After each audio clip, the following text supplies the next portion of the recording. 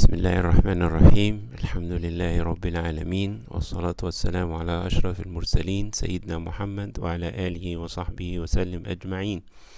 سبحانك لا علم لنا إلا ما علمتنا، إنك أنت العليم الحكيم. اللهم علمنا ما ينفعنا وانفعنا بما علمتنا يا كريم.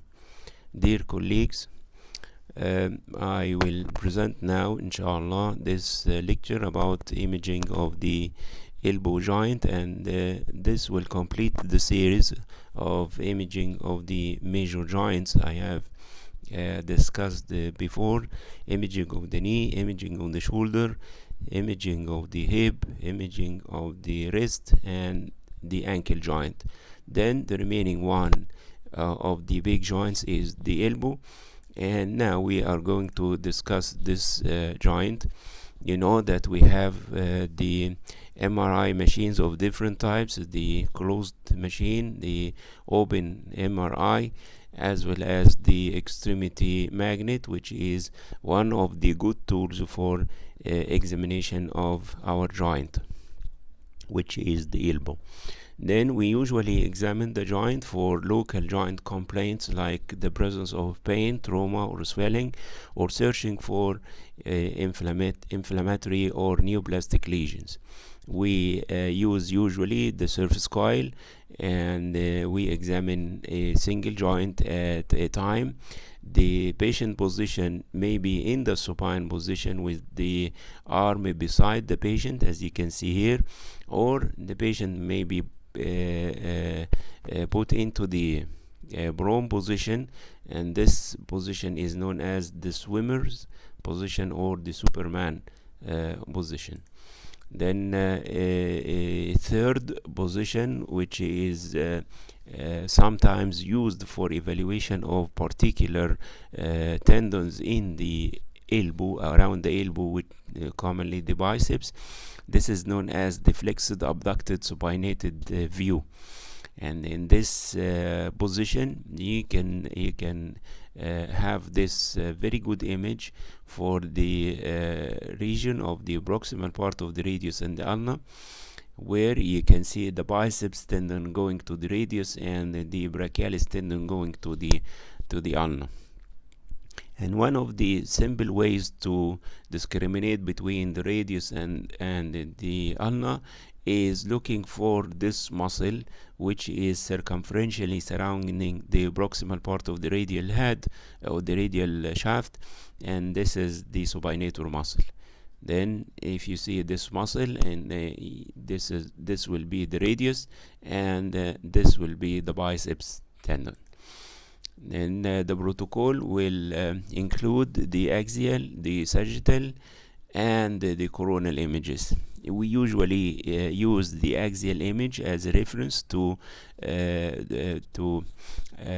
design the coronal and sagittal images. The coronal images are obtained parallel to the axis of the distal part of the humerus, as you can see in this axial image, while the sagittal images are aligned perpendicular to the long axis of the distal part of the humerus. And as a simple way to remember the protocol, which is easy, is that you may have the T1 and T2 weighted images either with or without fat suppression in all the three imaging planes, which are the axial, the sagittal, and the coronal. The field of view should be small, in the range of 12 to 16 centimeter, so that you can better identify the anatomy and the pathology. The slice thickness is in the range of 3 millimeter slice thickness, and we may leave 1 millimeter inter-slice gap.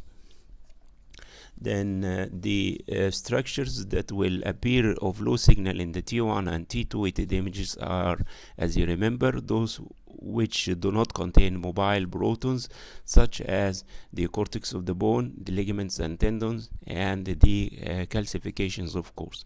And in this particular joint, we do not have a specific other items to appear of low signal in the T1 and T2 weighted images.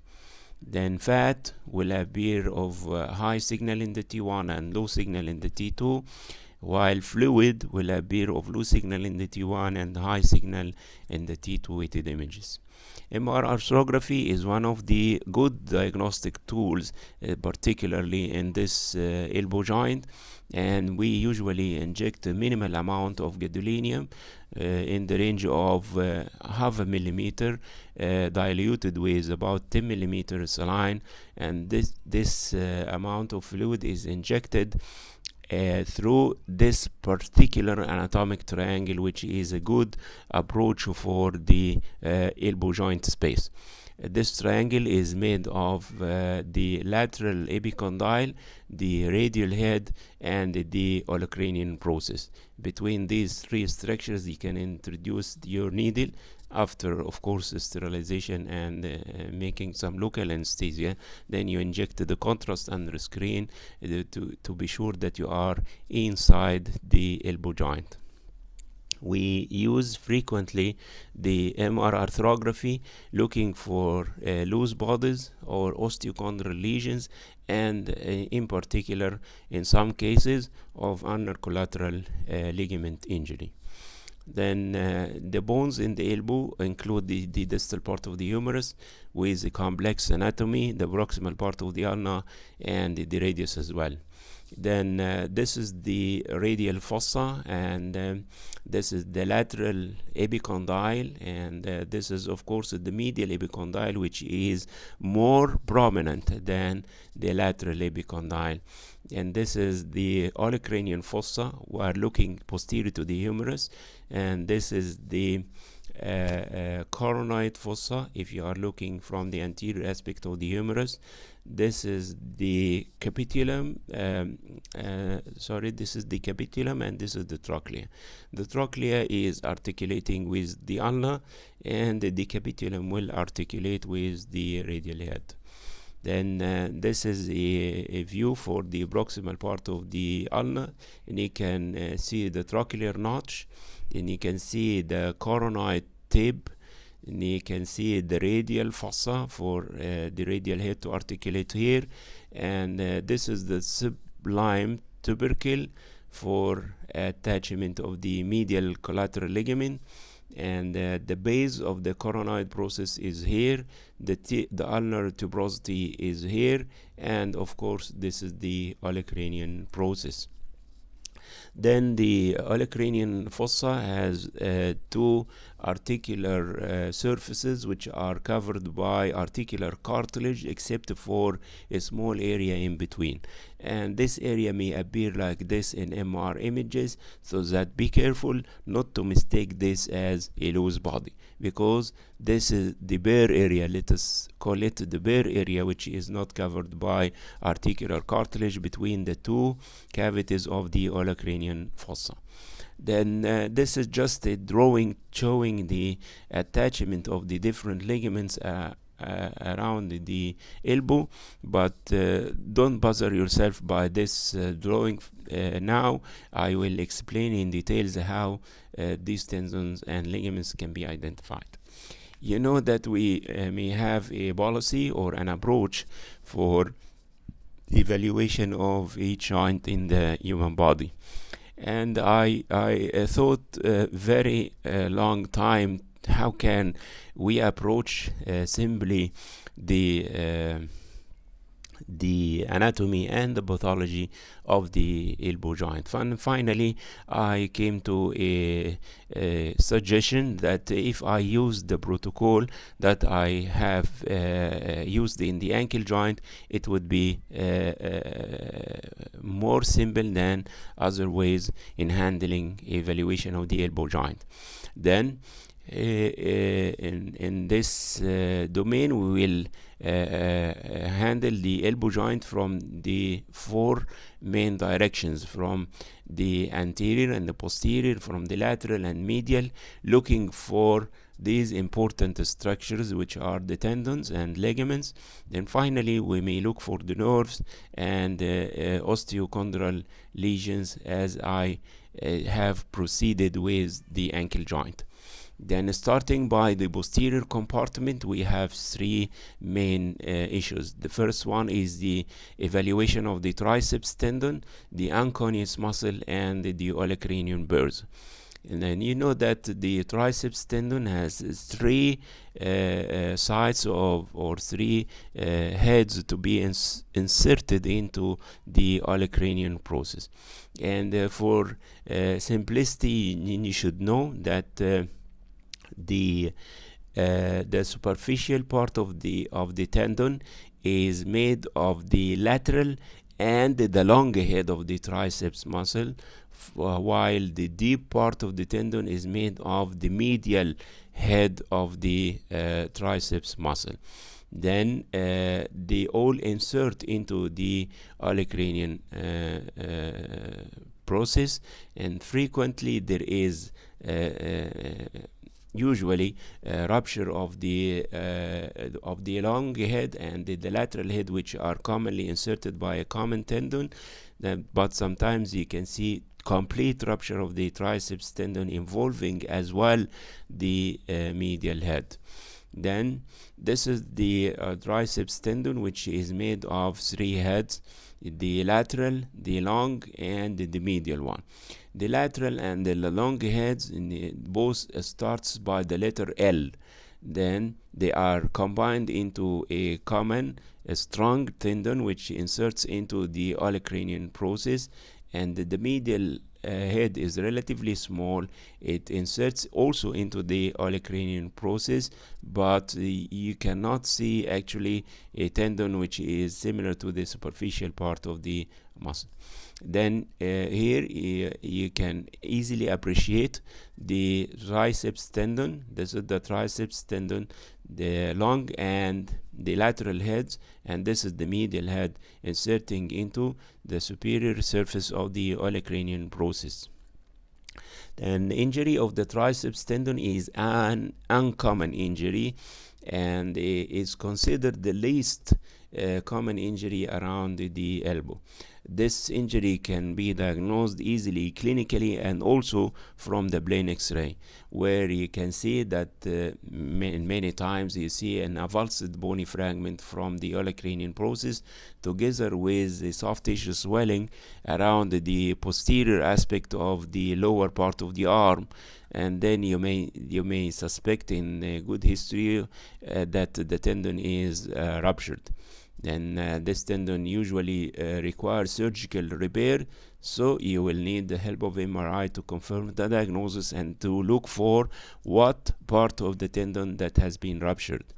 Actually, the lateral view of the elbow is one of the helpful radiologic techniques if it showed the presence of an avulsed bony fragment as well as the soft tissue swelling due to hemorrhage and edema around the avulsed fragment. And this is X-ray and the MRI showing a rupture of the superficial part of the tendon, which encompasses the lateral and the long heads of the biceps. This is the medial head of the biceps, which is intact, and this arrow points to the combined tendon of the lateral and the long head, which is avulsed. And in the plain X-ray, you can see the avulsed bony fragment.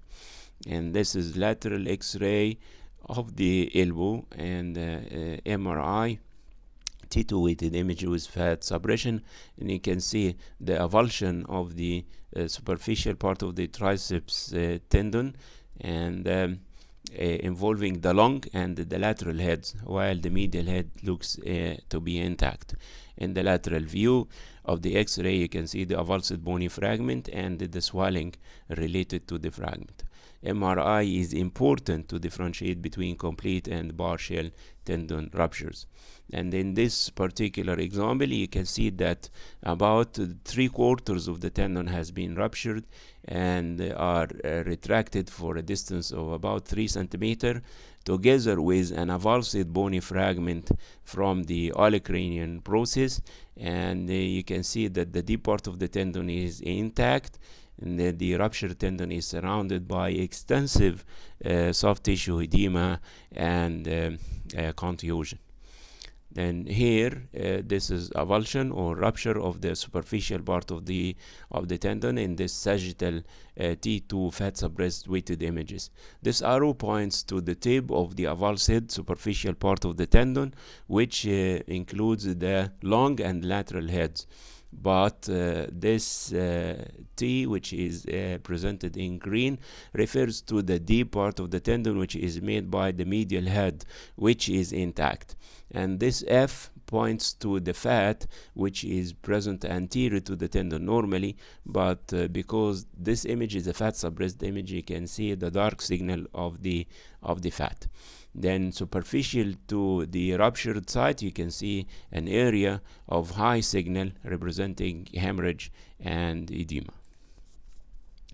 And this is a full thickness tear, let us say that, or complete avulsion of the triceps tendon involving all its three components, the superficial part and the deep part as well, together with extensive edema around. Then sometimes you can see that the tendon is intact, but it shows abnormal increased signal or in the form of intermediate signal, similar to many of the tendons that show these degenerative changes. Particularly, you may remember the supraspinatus tendon. If it showed intermediate signal in the T1 and T2 weighted image, you can say that this is related to tendinopathy. And here also the same rule applies for the triceps tendon, where you can see an intermediate signal in the tendon, and this is tendinopathy, but the tendon is not torn. Then the third issue here is the olecranial bursa, and this bursa will accumulate fluid if it is inflamed. And there are some of the risk factors, including alcohol, diabetes, hemodialysis, and the use of anticoagulants. And the bursa may be inflamed secondary to bacteria or other inflammatory conditions. And you may see swelling only of the bursa posterior to the olecranial process, but sometimes you can see pain and erythema, and at that time you should suspect that there may be septic infection of the bursa, or maybe due to the presence of gout. Then the causes of olecranial bursitis may include the excessive use, and this is known as the student's elbow, or repetitive trauma or infection by septic organisms, or inflammation, as in cases of rheumatoid, gout, and the pseudo-gout, as well as the pigmented vellonodular synovitis. In the X-ray, you will see just a swelling, soft tissue swelling, which is related to the posterior aspect of the olecranial and distal part of the humerus. If there is a case of trauma, then you may see some fractures, and in cases of gout and pseudo-gout, you may see some calcific foci here, which are known as tophi. Then the CT findings will show that the bursa is distended by fluid, and we see calcium or loose bodies in cases of gout or the pseudo-gout, and elbow joint effusion may be sometimes detected as well.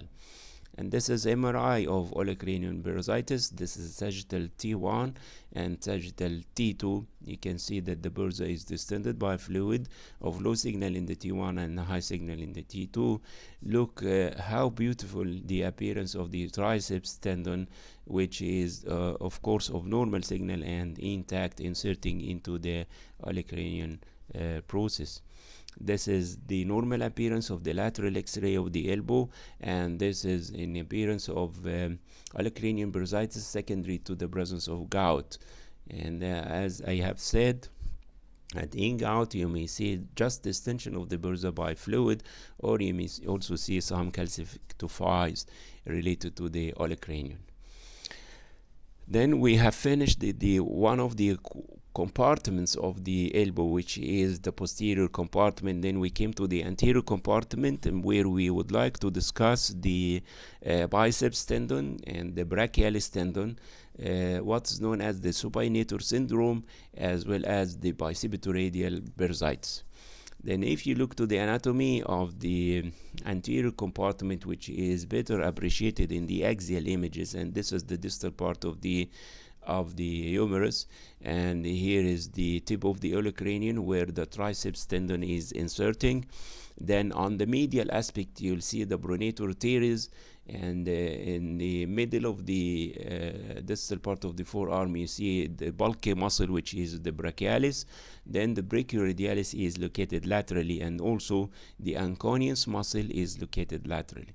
And sometimes you may see what's known as anconeus epitrochlearis muscle, which is located medially here, overlying the site of the ulnar nerve, as I will discuss later on. Then this arrow points to the tendon of the biceps muscle going distally to reach its attachment in the radial tuberosity. Then if you look to the axial image, you should appreciate that the medial epicondyle is more prominent than the lateral epicondyle. The medial epicondyle gives attachment to the common flexor tendons, while the lateral epicondyle gives attachment to the common extensor tendon. And this is the brachialis, as I have mentioned. This is the pronator teres, the brachioradialis, and the extensor carpi radialis brevis. And here you can see the tendon of the long head of the biceps.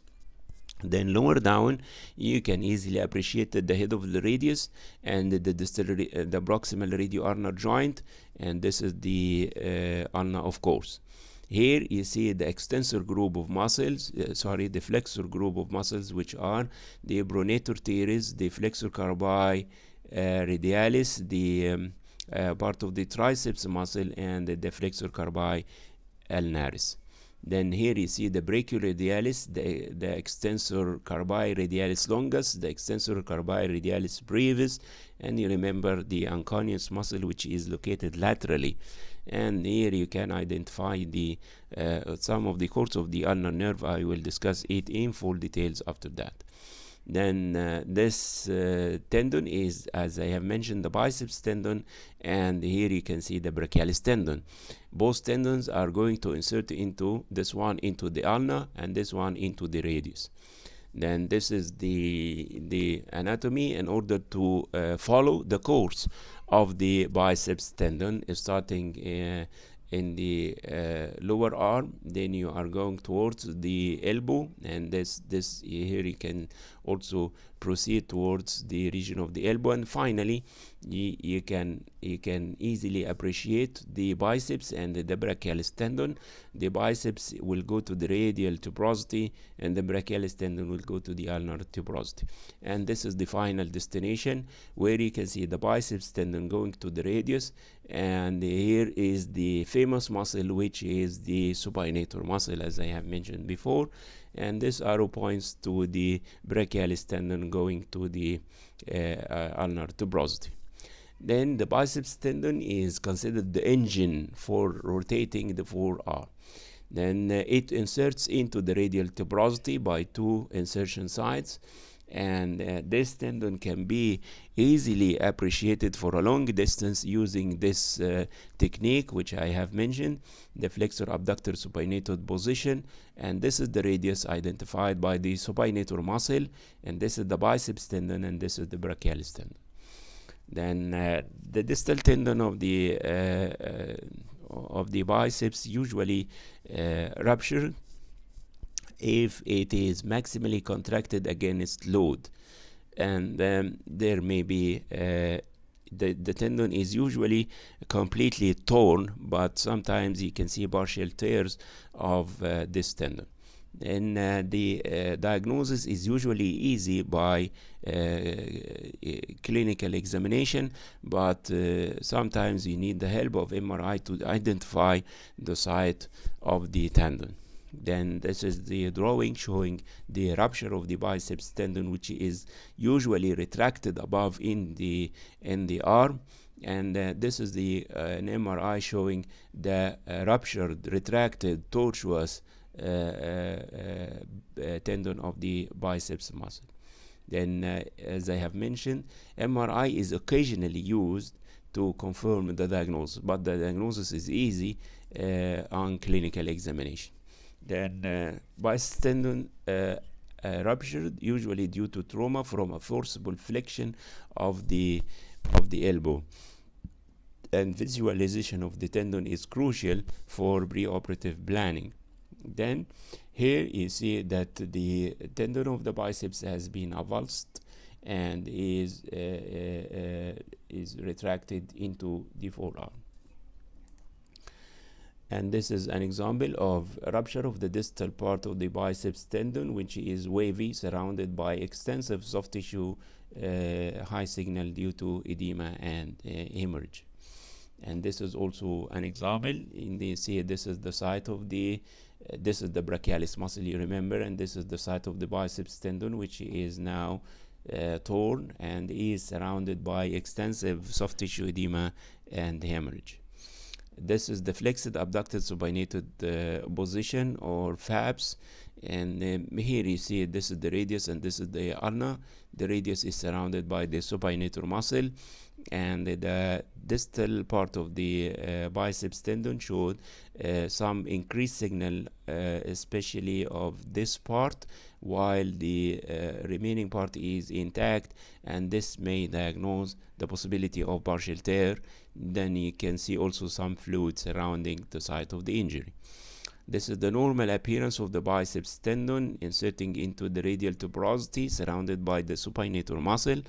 And here you can see that there is increased signal into the distal part of the biceps tendon as well as in the supinator muscle, and this means that there is partial tear in the tendon as well as in the muscle itself. Then sometimes you get tendinopathy or tendon degeneration in the biceps tendon, diagnosed by the elevated signal of the tendon which remains intact. And this is the tendon which is going to the radius, and this is the supinator muscle, and here you can see some increased signal, but the tendon looks intact, and this is tendinosis, tendinopathy, or tendon degeneration. And this is a good example of biceps tendinosis. In the T1 weighted image, the tendon is swollen with intermediate signal. Also in the T2 weighted images, there is some elevated signal in the tendon itself. But here you can see that the tendon is more or less intact with no evidence of retraction, and this is tendinosis. The rupture of the brachialis muscle or the brachialis tendon is of course less common than the rupture of the biceps, and the biceps is frequently seen in the clinical practice, while brachialis tendon rupture is less common, as I have mentioned. Then here is an example, and you see this is the brachialis muscle, which showed diffuse increased signal due to muscle edema and hemorrhage. And the sagittal fat suppressed images, you can see that the biceps tendon is intact, while the brachialis muscle is diffusely swollen and involved by heterogeneous signal increase due to muscle edema and hemorrhage. Then we came to an important issue here, which is the anatomy of the radial nerve.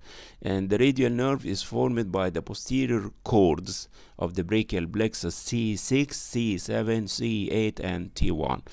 This nerve passes between the medial and lateral heads of the triceps muscle. And about 10 centimeters above the elbow, the nerve passes between the brachialis and the brachioradialis, as you have mentioned, and I will show it to you once more in the axial images. At the level of the elbow joint, the nerve bifurcates into the superficial and the deep part. The superficial branch is sensory and is innervating the thumb, the index, and the middle fingers, while the deep branch, which is more important, is known as the posterior interosseous nerve, and it is a motor branch supplying motor power to the wrist and the finger extensors.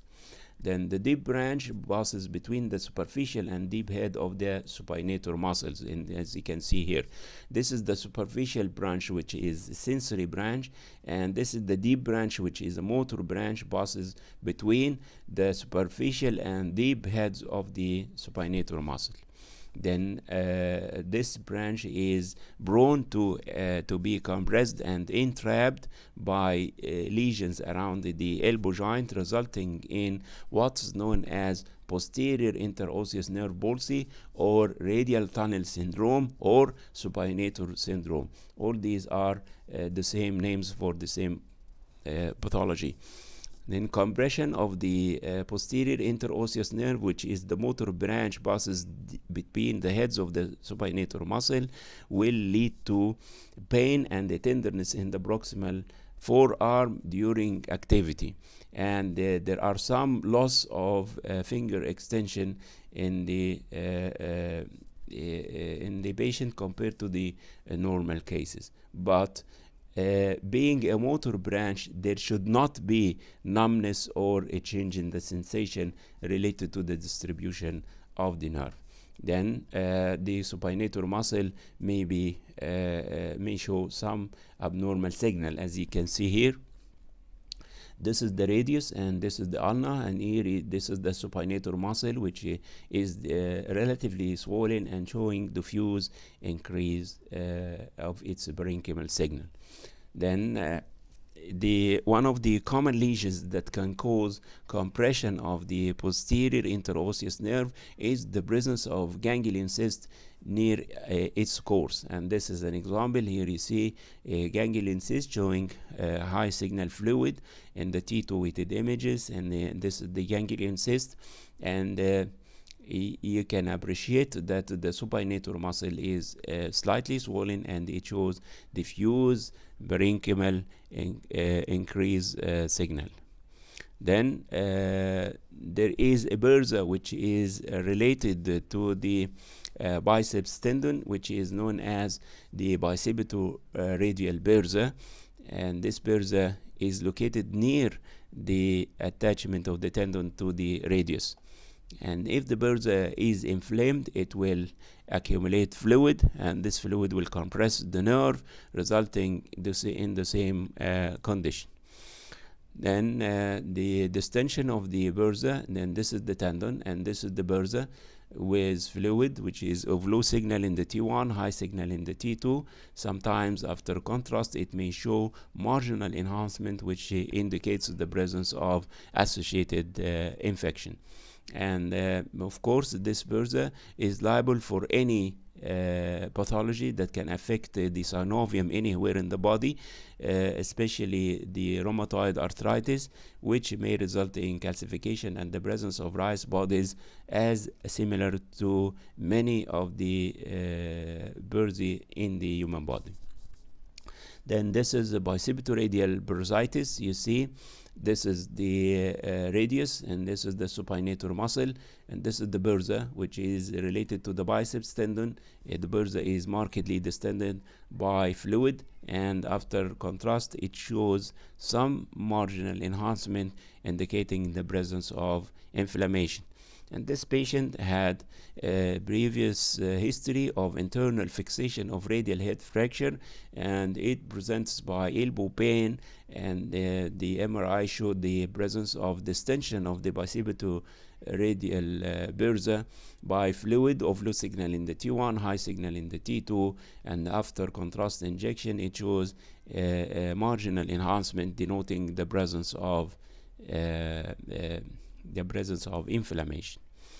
And this is also the supinator syndrome, and here you see the distal part of the biceps tendon showing some increased signal within the tendon in both T1 and the T2 weighted images, as indicated by this long arrow, and here you see minimal fluid in the bicipito-radial bursa as well.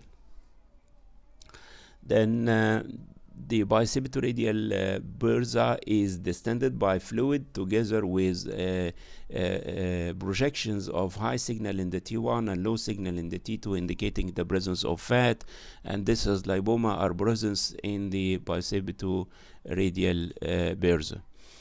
Then this is also an example of bicipitoradial bursitis in the T1 weighted image, and in the T1 weighted image with fat suppression after contrast injection showing marginal enhancement. The differential diagnosis of bicipitoradial bursitis include the biceps tendon abnormalities like tear and the tendinosis. If there is some dislocation of the elbow, osteochondritis dissecans of the capitulum, radial head fracture, and other antecubital masses in this particular area like lipoma, hematoma, and the neuroma. Then we came to the medial compartment, and in the medial compartment we have to discuss the medial collateral ligament, the medial epicondylitis, the little league elbow, and the ulnar nerve entrapment. You should remember that the medial epicondyle is more prominent than the lateral epicondyle. Then in the axial images, you can easily appreciate that this is the medial epicondyle and this is the lateral epicondyle, which is less prominent. Posterior to the lateral epicondyle, you see the anconeus muscle, while posterior to the medial epicondyle, you see the ulnar nerve. And anteriorly, of course, you see the brachialis, and this is the pronator teres, as I have mentioned. Then the medial collateral ligament, or the ulnar collateral ligament, is made of three parts. The anterior component, which is very important, arising from the medial epicondyle and inserts into the coronoid process, this one. And the posterior part, which also arises from the medial epicondyle and inserts into the posterior part of the coronoid process of the ulna. Then the transverse part, which is not seen by MRI. This anterior part is the most important part of the ligament, which is usually seen in the coronal MRI, and this is the site of the medial collateral ligament of the elbow, particularly the anterior bundle. Then if you identify first that this is the radius, then this will be the ulna, and between the medial epicondyle and the coronoid process of the ulna, and you can see this low signal band, which represents the ulnar collateral ligament. And you remember, this is the anatomy of the nerves. The radial nerve is located here, and this is the median nerve, and this is the ulnar nerve, which is our target here in the elbow. Then this is the ulnar collateral ligament. The anterior bundle of the ulnar collateral ligament is well shown in the coronal images, either with arthrography or without.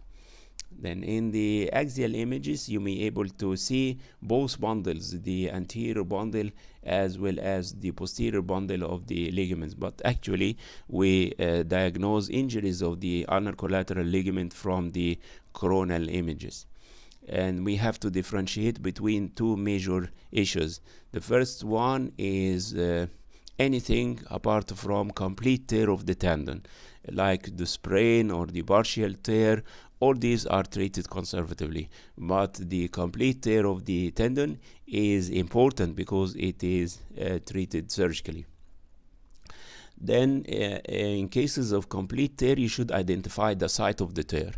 Either it is towards the ulnar side, the humeral side, or in the mid portion of the tendon.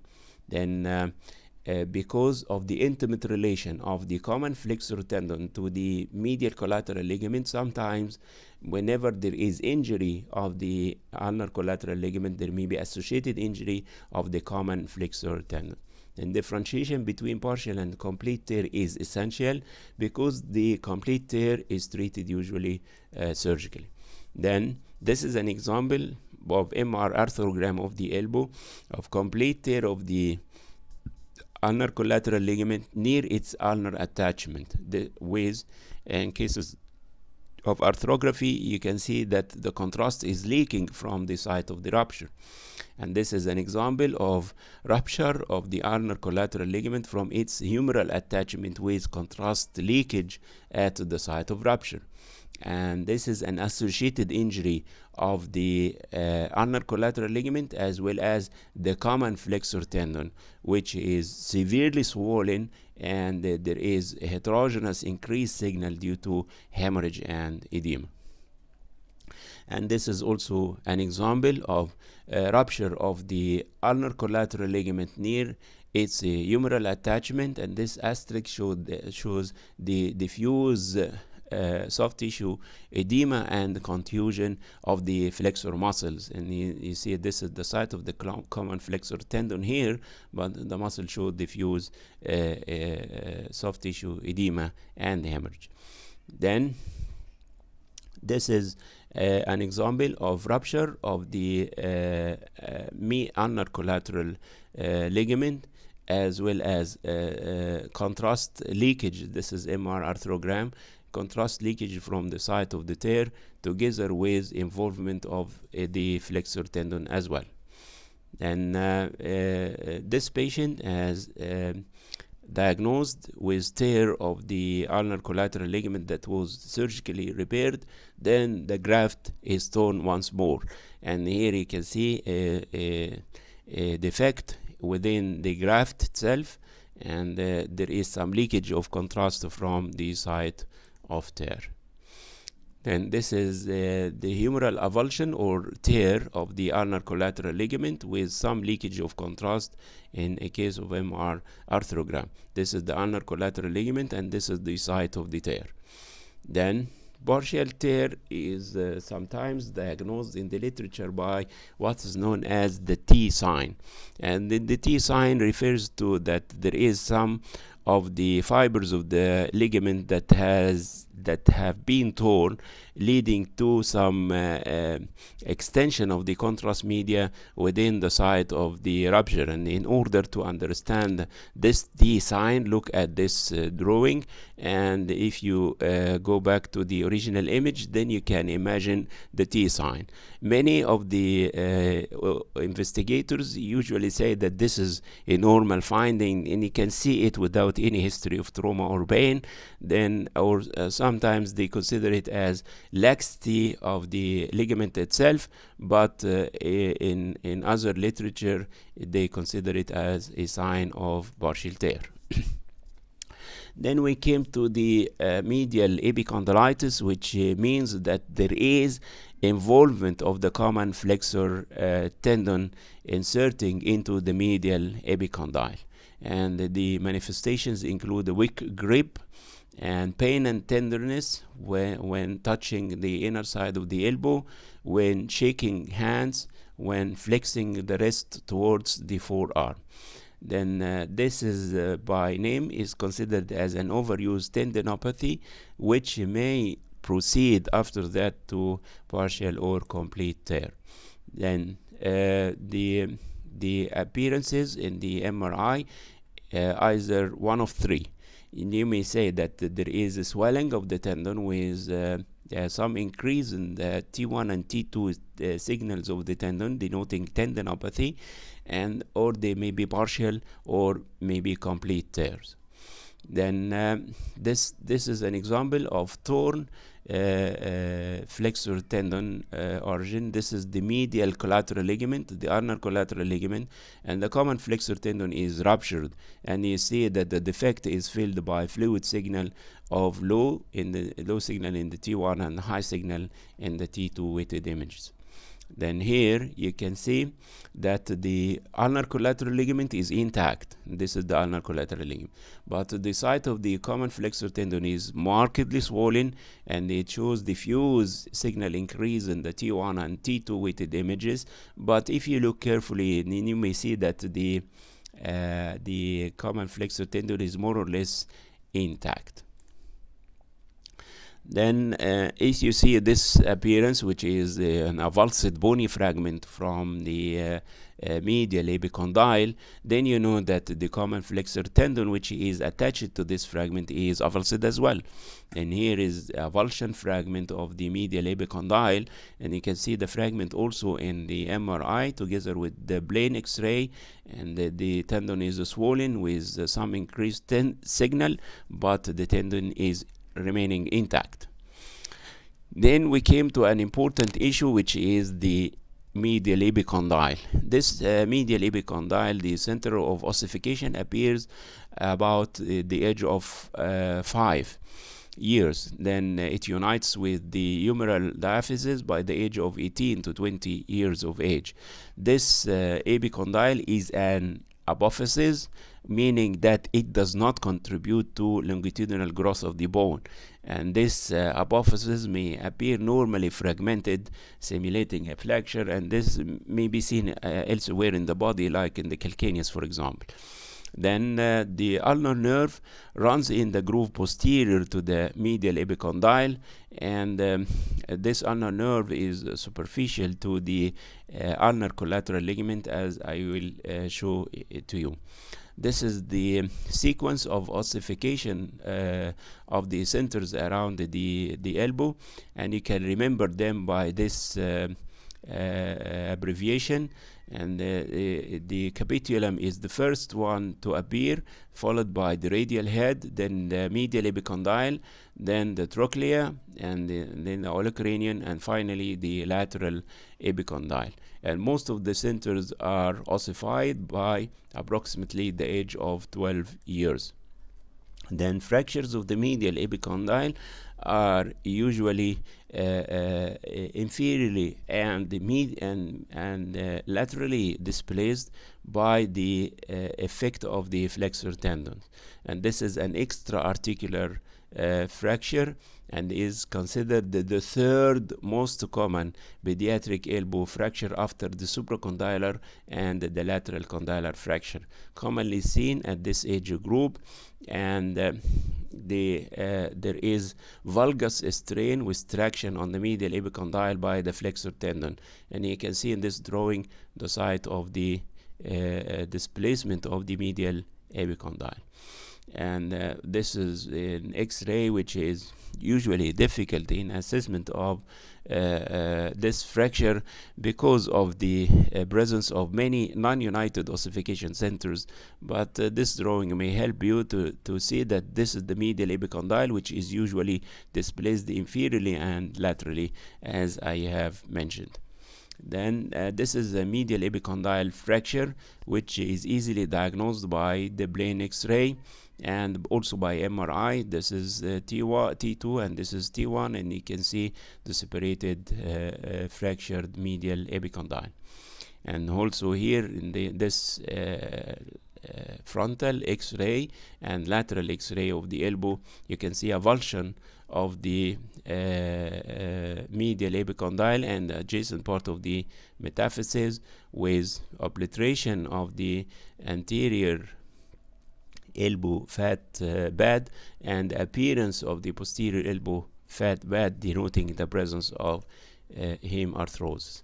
Then little league elbow is a lesion which appears or affects the adolescent rowing athletes, and it will appear like that the medial epicondyle is fractured or slightly separated from the nearby humeral shaft, meaning that the physis here is relatively widened, and this injury is commonly seen in children and adolescents, as I have mentioned. Then this is the normal appearance of the medial epicondyle, and this is the little league elbow, where the medial epicondyle is slightly separated from the related part of the distal part of the humerus. Then here you see that there is a line of separation between the medial epicondyle and the humerus, with an area of linear increased signal in the T2 weighted images, and this is known as little league elbow. And also here you can see there is minimal separation of the medial epicondyle compared to the normal opposite side, and by MRI you see the separating line with diffuse increased signal of the affected epicondyle.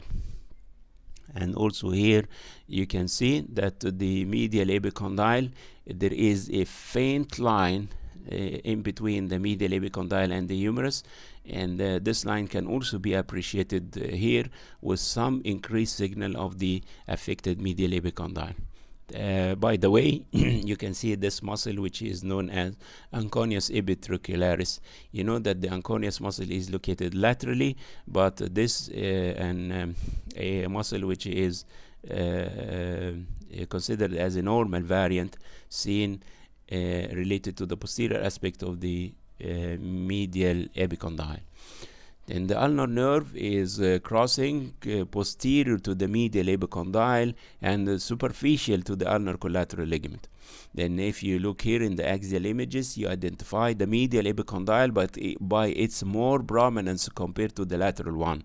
And this is the medial epicondyle. Then if you look posteriorly, you can see the ulnar nerve. And this is the site of the ulnar nerve, which is located superficial to the ulnar collateral ligament.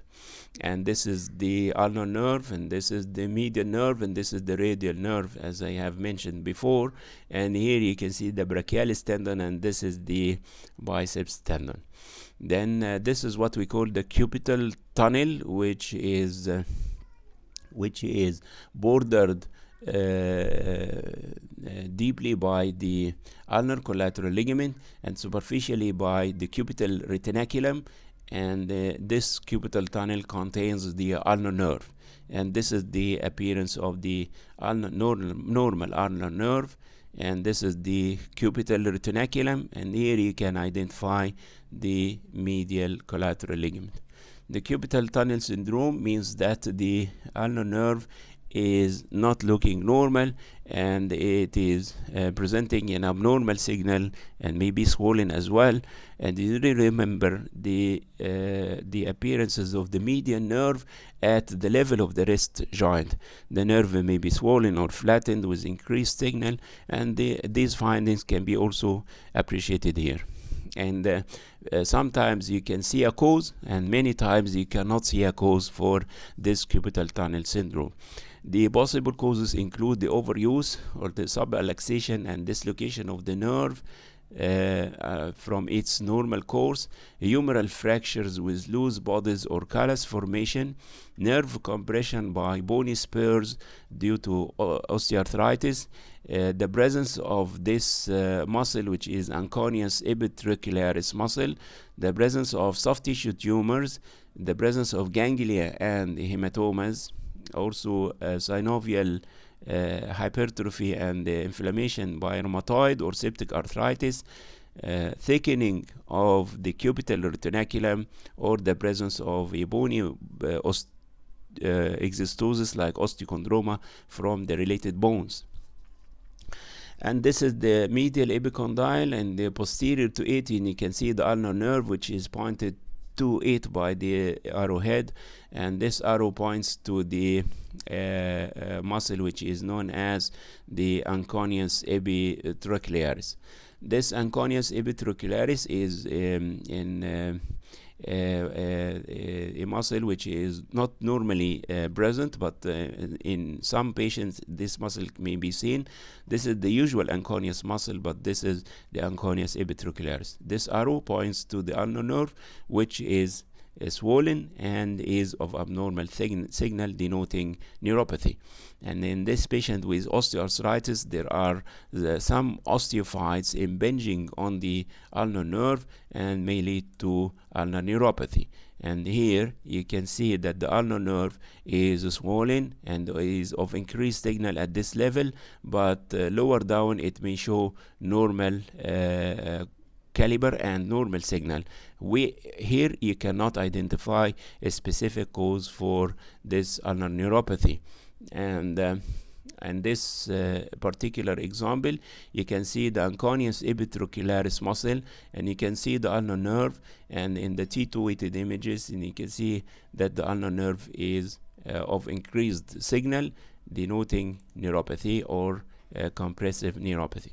Anconeus epitrocularis is an abnormal muscle that is located superficial to the ulnar nerve, and the ulnar nerve in this particular example, this is the ulnar nerve, and in the T2 weighted images it shows diffuse increased signal denoting compressive neuropathy. Then finally we came to the lateral compartment of the elbow, where you can see the lateral collateral ligament, the lateral epicondylitis, which is known as the tennis elbow, and the capitulum osteochondral defects.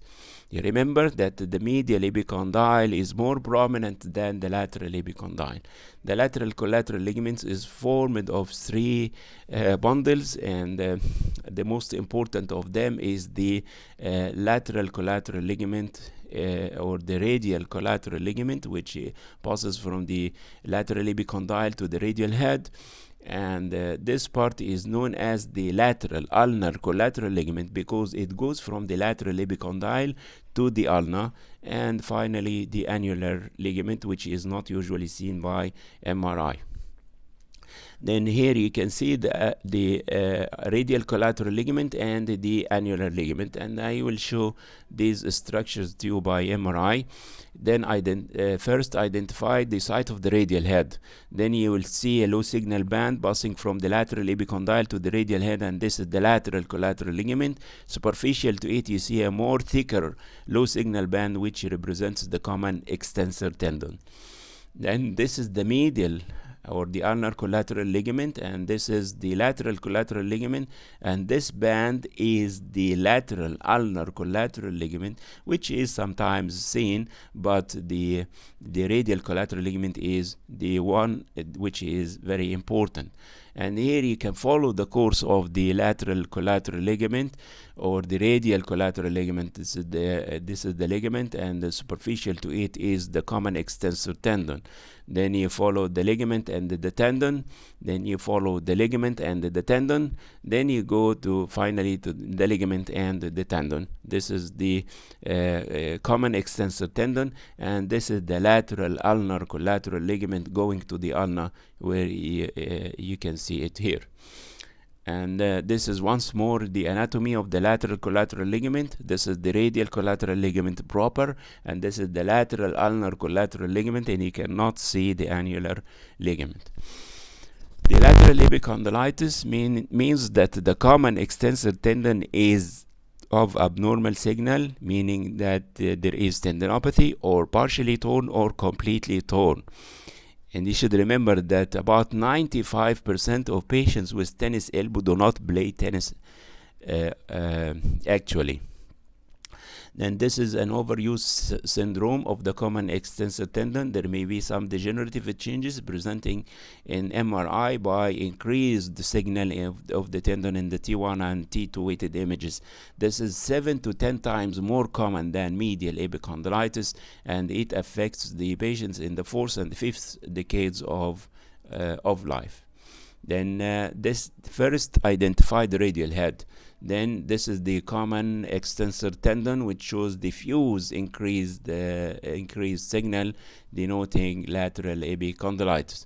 Then where is the radial head? This is the radial head, and this is the common extensor tendon, which shows diffuse increased signal diagnostic of lateral epicondylitis. This is the radial head, and this is the common flexor tendon, which has an intermediate signal in the T1 and a little bit increased signal in the T2 weighted image, denoting lateral epicondylitis or tennis elbow. And this is the radial head. This is the common extensor tendons, and you see the increased signal diagnostic of lateral epicondylitis. Tendinosis is in the form of signal increase without tendon tear, which may progress to partial tear and even full thickness tear. And there are some grading or staging of the lateral epicondylitis known as the inertial staging. Stage 1 means that there is reversible inflammatory changes. Stage 2, irreversible inflammatory changes of the common extensor tendon. Rupture of the common extensor tendon is stage 3, and secondary stages changes like fibrosis and the calcification are indicative of an advanced stage 4. Then here you see that this is the radial head, and this is the common extensor tendon, where you can see some calcification, which are not of course appreciated in the MRI, but here you can see the increased signal denoting the presence of degenerative changes. But you should remember that calcific tendinitis is infrequent and is usually associated with chronic inflammatory changes as similar as those seen in the supraspinatus tendon. Then look to the radial head, or in the axial images you can identify the medial epicondyle by its prominent appearance. The lateral epicondyle is here, and this is the attachment of the common extensor tendon, which shows some increased signal, and in the coronal images and you can see the real increase in its signal.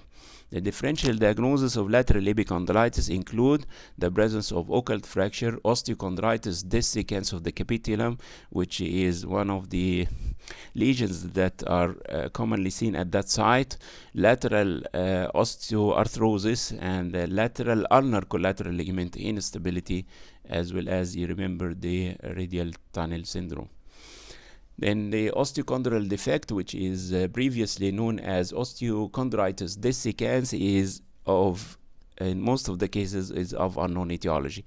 But there are suspected causes, which include repetitive trauma, restriction or loss of the blood supply, hereditary factors, endocrine factors, anomalies in the bone growth, steroid therapy, and repeated, often unrecognized trauma may result in this, and sometimes the metabolic abnormalities.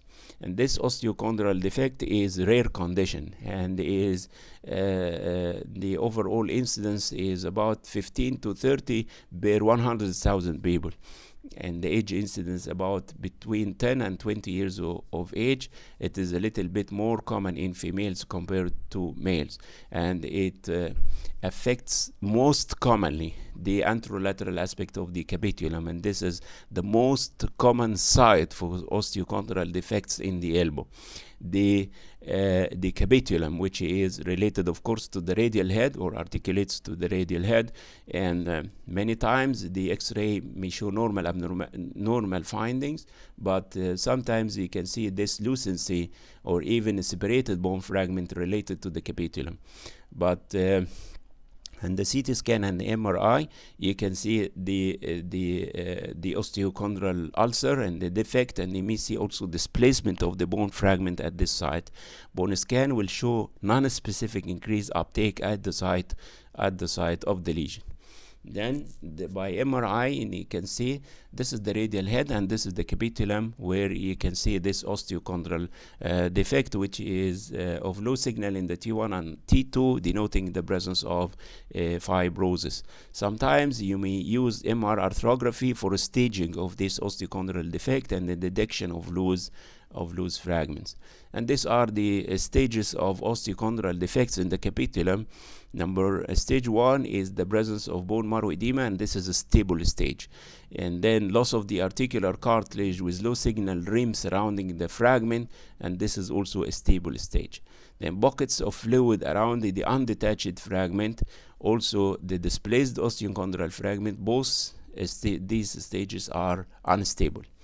Then this defect is of a very good prognosis, and it usually reaches complete revascularization of the capitulum in about 14 months. As a self-limiting condition, and the healing is good. And this is a coronal reformatted image of MRI of CT of the elbow, and you see the typical appearance of osteochondral defect in the region of the capitulum. Then similar to any other joint in the body, synovial osteochondromatosis, meaning that there are numerous loose bodies in the joint, which are the result of synovial metaplasia into cartilage, which later on calcified. This disease can be easily diagnosed by the plain X-ray, by CT, and by MRI. And the imaging findings are in the form of widening of the joint space, sometimes bone erosion, and of course too many calcified loose bodies, and finally the joint will develop osteoarthritic changes. This is the endoscopic appearance of osteochondral loose bodies, and this is the MRI appearance of in synovial osteochondromatosis. There is a big joint effusion and too many low signal loose fragments. Finally, elbow osteoarthritis is is not commonly seen as those in the knee or the hip, but the similar manifestations are usually identified. Then you see narrowing of the joint space, subarticular bone sclerosis, osteophytic clipping of the articular surfaces, subarticular pseudocystic changes, and maybe the development of intra-articular air due to degeneration of the cartilage. And you remember that the osteophytes of osteoarthritis may impinge on the ulnar nerve in the cubital tunnel, resulting in ulnar neuropathy. And this is osteoarthritis of the elbow, showing the classic manifestations: narrowing of the joint space, osteophytic clipping, and there is some loose bodies within the joint. And this arrow points to the ulnar nerve, which is somewhat away from the osteophytes here, projecting from the olecranon and the humerus, but many times these osteophytes may impinge on the ulnar nerve, resulting in ulnar neuropathy. And finally, there are some of the take-home messages, which include: the elbow is a complex hinge joint with 3 articulations. Then the biceps tendon injuries tend to occur in middle-aged men. Lateral epicondylitis is much more common than medial epicondylitis. Medial collateral ligament injuries are often occur in overhead throwing athletes. The synovitis is a non-specific finding indicating infection or inflammation. Pseudo defects in the capitulum should not be mistaken for osteochondral defects, and the elbow is a common site for entrapment neuropathies, particularly the ulnar nerve. هذا وبالله التوفيق والحمد لله رب العالمين والسلام عليكم ورحمة الله وبركاته.